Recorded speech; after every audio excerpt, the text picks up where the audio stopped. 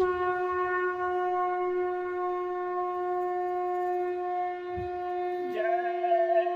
गुरुदेव। जय गुरुदेव।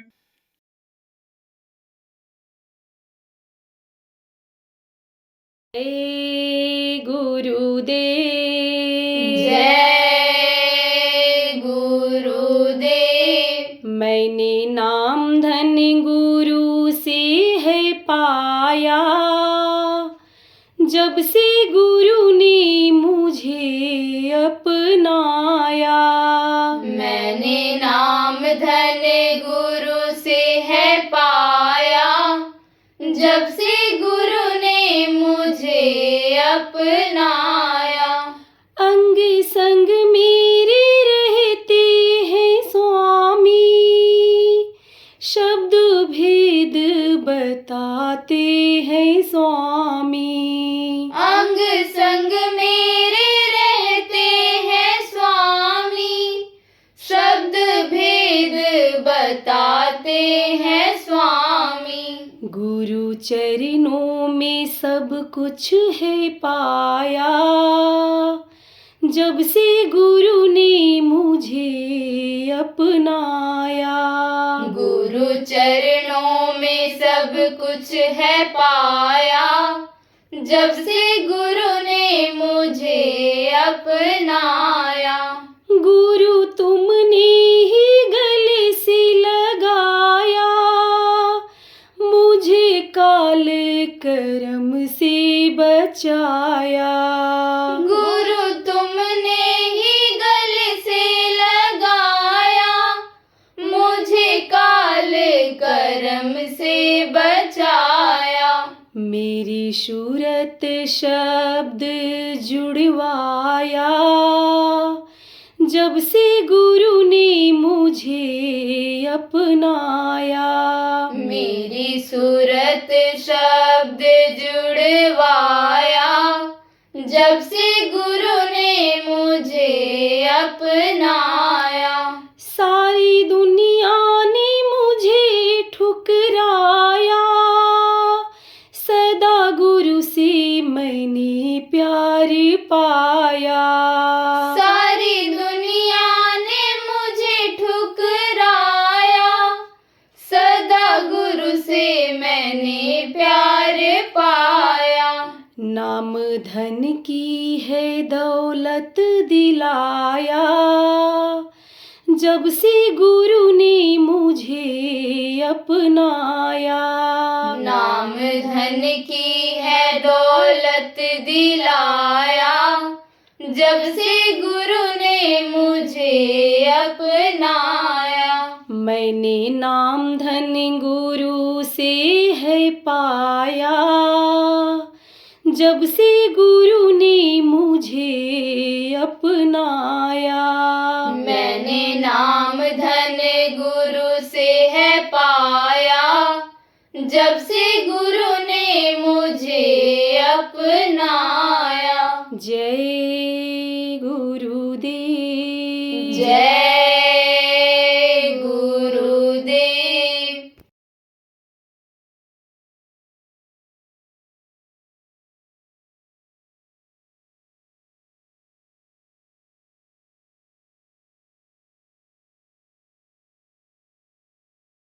महाभारत शुरू होने को जब हुआ तो अर्जुन महाभारत में लड़ाई लड़ने के लिए नहीं जा रहे थे।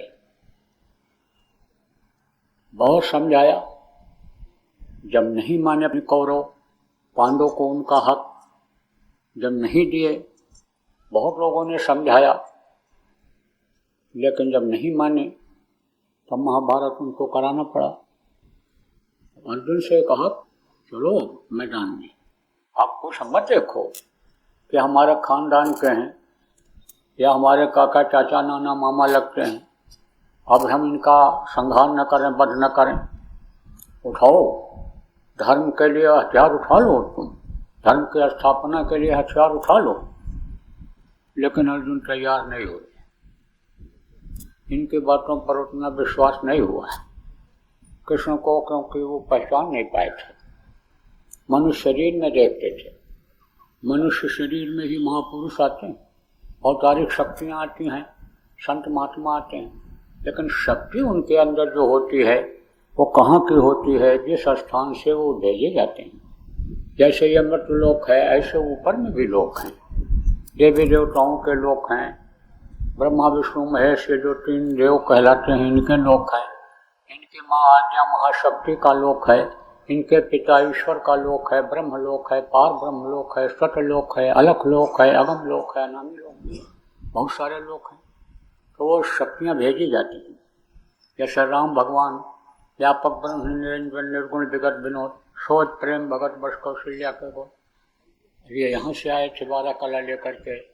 ईश्वर जिनको कहा गया, काल भगवान जिनको कहा गया, इसीलिए उनके अंदर दोनों अंश थे। काल रूप चिन्ह में भ्राता, शुभ और अशुभ कर्म फल जाता, उनके अंदर दोनों गुण थे। फिर 16 कला लेकर के ब्रह्म स्थान से भेजे गए। कौन भेजा गया? कृष्ण भगवान भेजे गए। तो शक्ति उनके अंदर जो थी, उसका ज्ञान, उसका बोध उनको नहीं हो पा रहा था। किसको? अर्जुन को। इसलिए उनकी बातों को टाल रहे थे। अगर ये जानकारी हो जाए कि यह महापुरुष हैं और ये इस काम को करने के लिए आए हैं, इसमें कामयाब हो जाएंगे, हमको साथ देना चाहिए, तो फिर अर्जुन इनकार नहीं करते। लेकिन उनको इस बात पर विश्वास नहीं था। विश्वास कब हुआ?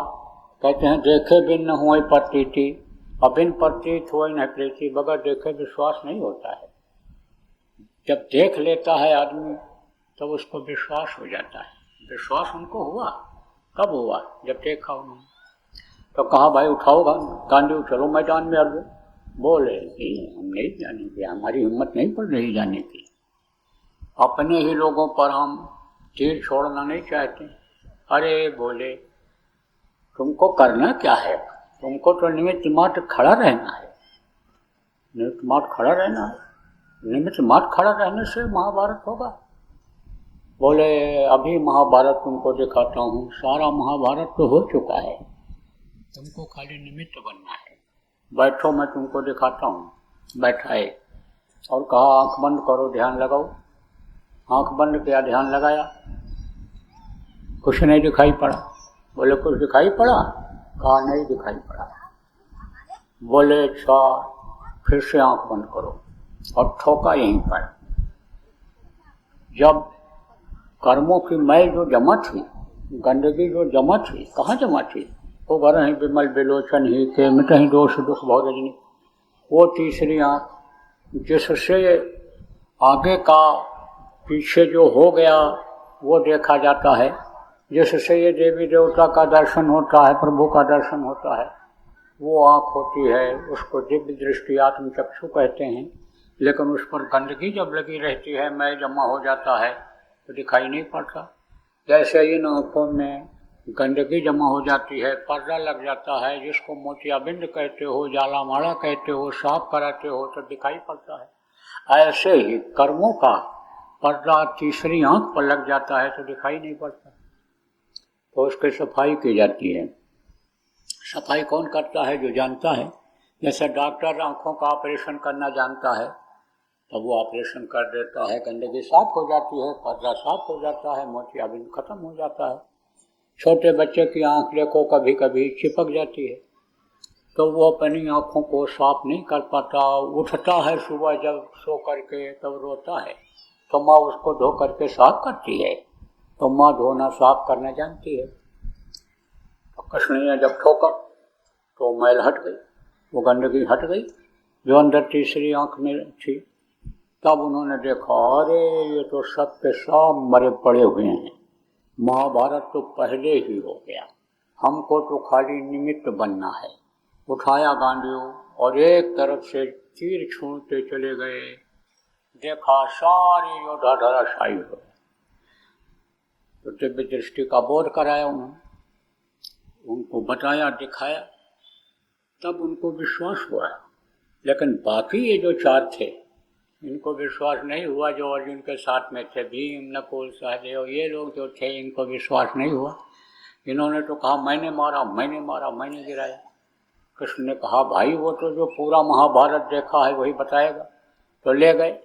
कहाँ ले गए? पहाड़ के ऊपर, जहाँ बबरी का सिर काट करके रख दिया था। आपको बता दें बबरी कौन था?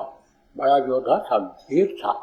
महाभारत जब शुरू होने को हुआ तब वो गया था वहाँ पर लड़ाई लड़ने के लिए। कृष्ण भगवान जायजा ले रहे थे महाभारत में कौन कौन वीर आए हैं, किनके पास क्या हथियार है, हमको कैसे किससे निपटना पड़ेगा। देख रहे थे। ये पीपल के पेड़ के नीचे बबरीक खड़ा हुआ था। पूछा तो कौन है? बोला मैं बबरीक हूँ। यहाँ क्यों खड़ा है? लड़ाई लड़ने के लिए। कौन सी लड़ाई लड़ेगा तू? महाभारत की।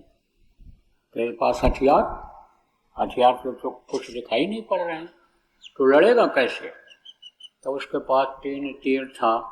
निकाला, दिखाया, कहा ये मेरे तीर, इनसे मैं महाभारत लड़ूंगा। बोले इसी 3 तीर से तू महाभारत लड़ेगा? 11 24 सेना लोगों की, और तेरे पास 3 तीर, तू अकेला, तो लड़ाई लड़ेगा कैसे? कहा मेरे एक एक तीर कमाल दिखाएंगे। क्या कमाल दिखाएंगे? कहा देखो एक तीर मैं निकाल रहा हूँ और इसको मैं अभी छोड़ूंगा। पीपल के पेड़ के ऊपर जितने भी पत्ते हैं उसको यह नच्छी करेगा और नच्छी करके जमीन पर आएगा, और जमीन पर जितने भी सूखे गीले पत्ते पड़े हैं सबको नच्छी करके और फिर मेरे पास ये वापस आ जाएगा। तो कृष्ण ने एक पत्ते को मुट्ठी में ले लिया, एक को पैर के नीचे दबा दिया। सोचा देखें मेरे पास तीर कैसे आता है। अब उसने तीर छोड़ा। पीपल के पेड़ के ऊपर जितने पत्ते थे सबको नट्ठी कर लिया, और उसके बाद वही तीर जमीन पर आया और जमीन के पत्तों को सबको नट्ठी किया। फिर कृष्ण के पैर की तरफ बढ़ा, उस पत्ते की तरफ जो उनके पैर के नीचे दबा हुआ था। तब बबरी चिल्लाया पैर हटाओ, नहीं तो पैर भी नट्ठी हो जाएगा। पैर हटा लिया, उस पत्ते को नट्ठी किया। फिर हाथ की मुट्ठी में जो पत्ता लिए हुए थे उधर बढ़ा, फिर चिल्लाया तो मुट्ठी खोल दो, नहीं तो हाथ चला जाएगा। मुट्ठी खोला, उस पत्ते को नट्ठी करके वापस आ गया। कृष्ण ने कहा भाई ये बड़ा बहादुर है और हथियार भी इसके बड़े चोखे हैं। पूछा अच्छा ये बता तू लड़ेगा किसके तरफ से? तो बबरीक ने कहा जो हारेगा उसी की तरफ से लड़ेंगे। कृष्ण ने कहा भाई बड़ा मुश्किल हुआ, बड़ा कठिन हो जाएगा, फिर तो महाभारत का महाभारत हो जाएगा। ये तो 18 दिन में खत्म ही नहीं होगा, कितने दिन चले कोई ठिकाना नहीं है। तो उन्होंने नीति का प्रयोग किया। कहा ये बता तेरे अंदर और कोई विशेषता है? बोला मैं दानी हूँ। क्या दान करते हो? मेरे पास कोई चीज़ रहती है, कोई मांगता है, मैं दे देता हूँ। तो मुझे भी देगा? दे दूँगा। अरे मुझे भी देगा? हाँ दे दूँगा। अरे मुझे भी देगा? अरे बाबा दे दूँगा, मांगो तो। क्या मांग रहे हो? जो मेरे पास होगा मैं दे दूँगा। तो 3 बात जब कोई किसी से कह देता था तो बिल्कुल मुहर लग जाती थी। जैसे इकरारनामा लिखा देते हो स्टैंप लगा करके, मुहर लगवा देते हो अधिकारी का, इससे मुहर लग जाता था। पहले के तरीके बहुत आसान थे। एक तो लोग सत्यवादी होते थे, झूठ नहीं बोलते थे। प्राण जाए वर वचन न जाए, प्राण चला जाए लेकिन कह दिया तो कह दिया, इसलिए लोग विश्वास करते थे। यहाँ तक का इतिहास मिलता है कि मूछ का एक बाल निकाल करके गिरवी रख करके आदमी 1,50,000 रुपया कर्जा ले आता था। देने वाले को इतना विश्वास था कि हमारा पैसा यह समय पर वापस कर जाएगा, तो विश्वास लोग करते थे। देखो कितना आसान था पहले। ऐसे थोड़ा सा चावल ले लिया और ये दूब घास ले लिया, अन्न को देवता कहते हैं, और पृथ्वी पर ये निकलता है और दूब अन्य समझो कि चढ़ाया जाता है। किस पर चढ़ाया जाता है? देवताओं के ऊपर देवता वहाँ नहीं रहते हैं। कहाँ? जहाँ सत्यनारायण की कथा होती है, आप सुने होंगे, देखे होंगे, तो वहाँ गौरी गणेश किसके बना लिए जाते हैं? गौ के गोबर के बना लिए जाते हैं। गौ का हर अंग पवित्र होता है। आप ये समझो उनका गोबर भी प्रयोग में आता है, मूत्र भी प्रयोग में आता है। आप ये समझो उनका दूध अमृत के तुल्य है। इसीलिए कहा जाता है भाई गौ माता है। तो माता है तो जिनका यानी समझो दूध पियो माता कहो, उनका मांस मत खाओ, प्रार्थना किया जाता है। गौ की जान बचाई जाती है, क्योंकि गाय और बैल की योनि के बाद 84 लाख योनियों में गाय और बैल की योनि के बाद ये मनुष्य शरीर मिला करता है। तो गौरी गणेश को क्यों चढ़ाते हैं? दूध क्यों चढ़ाते हैं? ये अक्षत क्यों चढ़ाते हैं? इसीलिए चढ़ाते हैं कि अन्न देवता होते हैं, देवता इससे खुश होंगे, गौरी गणेश इससे खुश होंगे। यानी समझो कि प्रथम देवता गणेश होते हैं। समझो आप ये गुदा स्थान पर ही इनका दर्शन हो जाता है। चक्रों के भेदन करने में, प्राणायाम के करने में इनका दर्शन हो जाता है। और यह दूध की विशेषता है। देखो छोटा ही बड़ा बन जाता है, छोटा ही महान हो जाता है। कहा बड़ा भया तो क्या भया? जैसे पेड़ खजूर और पंछी को छाया नहीं और फल ला गए अति दूर। खजूर का पेड़ इतना बड़ा होता है, दूर से दिखता है, लेकिन फलदायी नहीं होता है, गिरता है नीचे, टूटा फूटा पका हुआ जब यानी फल हो जाता है, गिरता है नीचे तो टूटा फूटा उसको उठा करके लोग खाते हैं। देखो चंद्रमा पूर्णिमा के दिन का जो होता है उसको कोई प्रणाम नहीं करते हैं, लेकिन सबसे लघुताई बली, लघुता से सब होए। जो द्वितीया के चांद को शीश झुकाएं सब लोग। द्वितीया का चंद्रमा जब निकलता है तो लोग उसको प्रणाम करते हैं। ऐसे ये डूब होता है, ये सब का सहता है, बर्दाश्त करता है। ये कहाँ से निकलता है? इस धरती से निकलता है। धरती के अंदर देखो कितनी सहनशीलता होती है। इसी पर आग जलाते हैं, इसी की खुदाई गुड़ाई करते हैं, इसी को गहरा कर देते हैं। आप ये समझो इसी को गंदा लोग कर देते हैं। मांस डाल दिया, मछली डाल दिया, खून डाल दिया इसी पे। ये सब बर्दाश्त करती है। खोद खाद धरती से है, काट कूट बन रहा है, अब कुटिल वचन साधु सा है और कहा न जाए। तो दूध ये समझो पवित्र मानी जाती है, छोटी है ये। अभी बैसाख चल रहा है, बड़ी बड़ी जितनी घास हैं ये सब आपकी सूख जाएंगी, लेकिन जो दूब घास है ये नहीं सूखती है। दूब घास कभी भी नहीं सूखती है। तो आप समझो प्रेमियों, नानक साहब ने कहा, नानक साहब संत थे, इस धरती के दूसरे संत वही थे। सबसे प्रथम संत कबीर साहब थे, दूसरे वो थे। 25 साल की उम्र में ही उनको कबीर साहब मिल गए थे और उन्होंने अपनी आत्मा को जगा लिया था। तो नानक साहब ने कहा, नानक नन्हे होए रहो, जैसे घास में डूब और घास जल जाएंगी, डूब खूब की खूब। तो ऐसे अन्न ले लेते थे, चावल ले लेते थे लोग और डूब को हाथ में रख करके और दूसरे को दे देते जल के साथ। जल भी रख लेते थे, साक्षी बना लेते थे इनको। किसको? इन्हीं लोगों को। ये जो देवता हैं, 5 देवता प्रमुख हैं, ये जब हड़ताल कर देते हैं तब तकलीफ होने लगती है। बहुत तेज हवा चल जाए, अभी आदमी उड़ने लग जाएगा, धूल उड़ेगी, सांस लेना मुश्किल हो जाएगा। ये धरती हिलने लग जाए तो आदमी का जीना मुश्किल हो जाएगा। अभी ये मेघराज पानी बरसाना बंद कर दें हाँ तो सूखा पड़ जाएगा। बहुत ज़्यादा पानी बरस जाए तो बाढ़ आ जाएगी। ये देवता हैं, ये देवता खुश किए जाते हैं। जल, पृथ्वी, अग्नि, वायु और आकाश, ये देवता इस शरीर को चलाते हैं, तो इनको साक्षी दिया जाता है। इनको अन्य समझो इनके सामने वादा करते थे लोग। देखो अब भी शादी ब्याह होता है तो देवताओं को बुलाते हैं वेद मंत्रों के द्वारा, ये जो विद्वान लोग हैं, और वो उनकी मौजूदगी में लड़का लड़की का हाथ पकड़ करके लाता है। दोनों एक दूसरे का हाथ पकड़ते हैं कि जीवन भर साथ निभाएंगे। जब से ये चटमंगनी पट ब्याह होने लगा, तुरंत दोस्ती हुई, तुरंत अन्य समझो हाथ मिलाया और शादी कर लिया। तब से ये फटाफट ये खत्म भी होने लग गई। हर सुबह शादी हुई, शाम को तलाक हो गया। लेकिन उस समय जब आप समझो प्रेमियों के हाथ मिला करके देवताओं को साक्षी बना करके लाते थे, तब जीवन भर साथ निभाते थे। तो समझो कि उस वक्त पर यानी समझो ये सरल था, आसान था।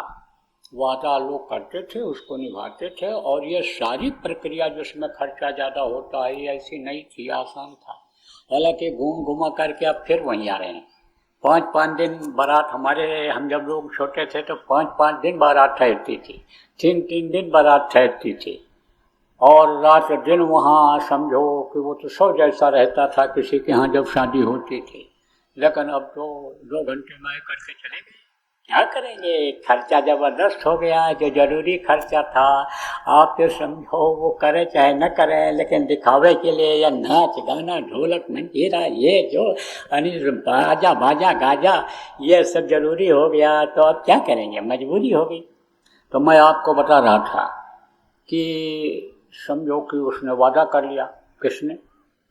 कृष्ण से वादा कर लिया। ठीक है, मांगो आप। कौन? बबरी, जिसकी कथा सुना रहा था आपको कृष्ण की और बबरी की। तो आप समझो वादा किया, कृष्ण के कहने पर वादा किया।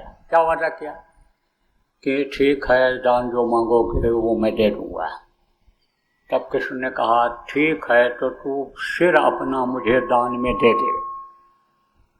तो उसने कहा भाई सिर दान में दे दे, लेकिन वादा किया है, प्राण जाए वर वचन न जाए, वचन दे दिया है।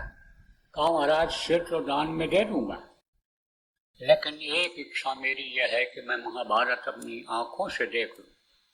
तो मैं महाभारत देख लूं तब मेरे प्राण निकले। उस समय पर जैसे आपके जैसे अन्य लोगों के प्राण आसानी से निकल जाते हैं, ऐसे आसानी से नहीं निकलते थे। समय की बात होती है। सतयुग में हड्डी में प्राण था, त्रेता में लहू खून में था, द्वापर में त्वचा में था, कलयुग में अन्य प्राण कलयुगे। अन्न न मिले तो राम नाम सत्य हो जाए। तो उस समय पर समझो कि ये सारी विद्याएं थी जो आज भी हैं, लेकिन अब वो खत्म हो रही हैं, क्योंकि लोगों की बुद्धि खराब हो रही है, खान पान खराब हो गया, चरित्र खराब हो गया, ईश्वर को भगवान को लोग बोलने लग गए जो सत्य है, इसलिए वो ताकतें खत्म हो गई, निकल गई। तो सिर काट करके रखवा दिया। पूरा महाभारत उसने देखा। तो कृष्ण ने पांडवों की बातों को जब सुना, ये कह रहे हैं, भीम कह रहे हैं मैंने मारा, नकुल कह रहे हैं मैंने मारा, सहदेव कह रहे हैं मैंने मारा, तब बोले चलो पूछा जाए उससे जिसने महाभारत देखा, उससे पूछा जाए कि महाभारत में क्या देखा तूने। तो ये हुआ कि उसने महाभारत देखने का वरदान मांगा था, उसके पास चला जाए, बबरीक के पास ले गए। पूछा बबरीक तूने महाभारत देखा? बोला जब तक महाभारत होता रहा, सूर्य उदय से लेकर के और सूर्य अस्त तक जब तक लड़ाई होती रही, मैं एक तक ऐसे देखता रहा। तो कहा क्या देखा तूने? कहा देखा चक्र सुदर्शन चल रहा है और बड़े बड़े योद्धाओं का सिर काटता चला जा रहा है। तो कहा और क्या देखा?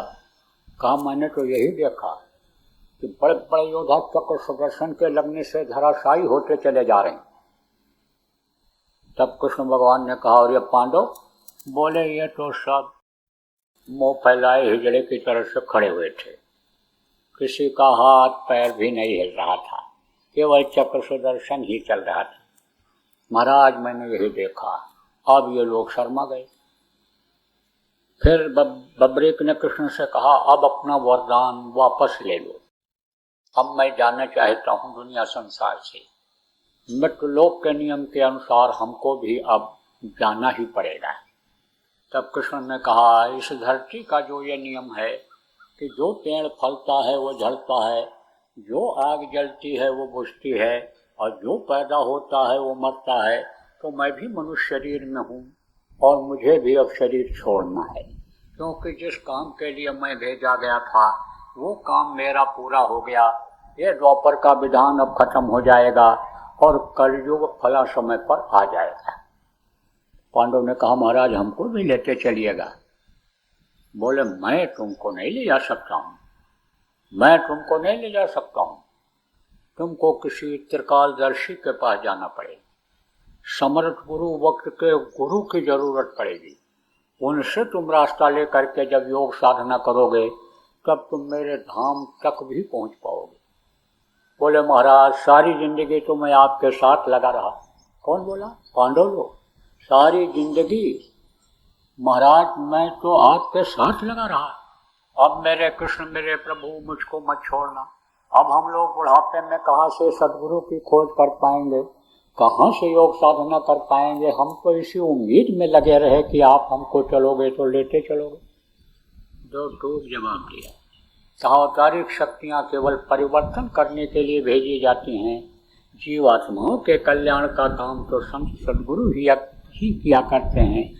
उनकी खोज तो तुमको करनी ही पड़ेगी, और नहीं तो मानव हत्या का पाप लगेगा और तुम्हारी अकाल मृत्यु होगी, तुमको वो सजा भोगनी पड़ेगी। पांडव के साथ यही हुआ। वैतरणी नदी में कूद करके गल करके खत्म हो गए। कृष्ण भगवान ने कहा इस बात को किसको इसका प्रमाण मिलता है? गीता के चौथे स्कंध में 34वें श्लोक में यही बात लिखी हुई मिलती है कि जब तक कोई रास्ता बताने वाला नहीं मिलेगा, संत नहीं मिलेंगे, सदगुरु नहीं मिलेंगे, इस जीवात्मा का उद्धार नहीं हो सकता।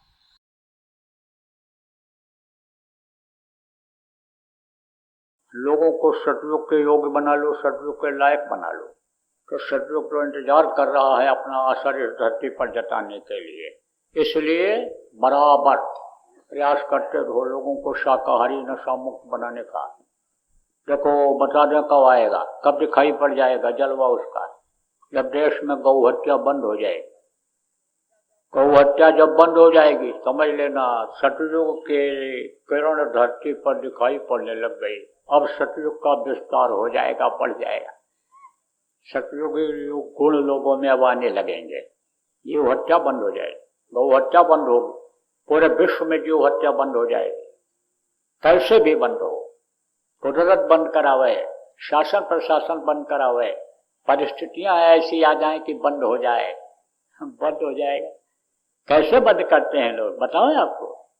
मुर्गियों की बीमारी जब चली तब लोग पूछते थे, कहते थे मुर्गा खाओगे? चलो आज मुर्गा बनवा रहे हैं, मुर्गा खा लो। अरे कहते राम राम राम राम राम राम राम बोलो, राम खाओ, राम नाम लो, भगवान का नाम लो, मुर्गा का नाम क्यों लेते हो? कहते थे तोबा करो तोबा करो तोबा करो, मुर्गा का नाम क्यों लेते हो? जब बीमारी फैली पता चला मर जाएंगे तब समझो मुर्गा बंद किए। बहुत हाथ है उसके पास, बहुत हाथ है, बहुत तरीके हैं लोगों को सुधारने के। चाबुक है चाबुक किसके पास? जिसने यह दुनिया बनाया है, जो इसको बिगाड़ना जानता है, जो इसका विस्तार करना जानता है, उसके पास चाबुक है।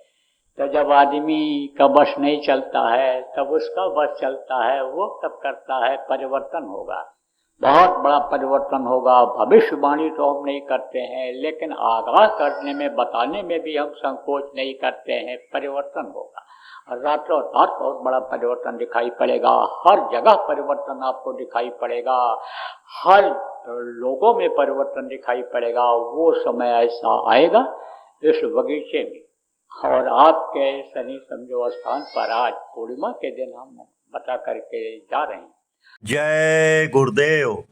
सरकारी व गैर सरकारी अनुदान के लिए बिना सत्संगियों के सहयोग द्वारा जनहित के कार्यों में लगी हुई बाबा जय गुरुदेव धर्म विकास संस्था का मुख्यालय पिंगलेश्वर रेलवे स्टेशन के सामने मक्सी रोड उज्जैन मध्य प्रदेश में है।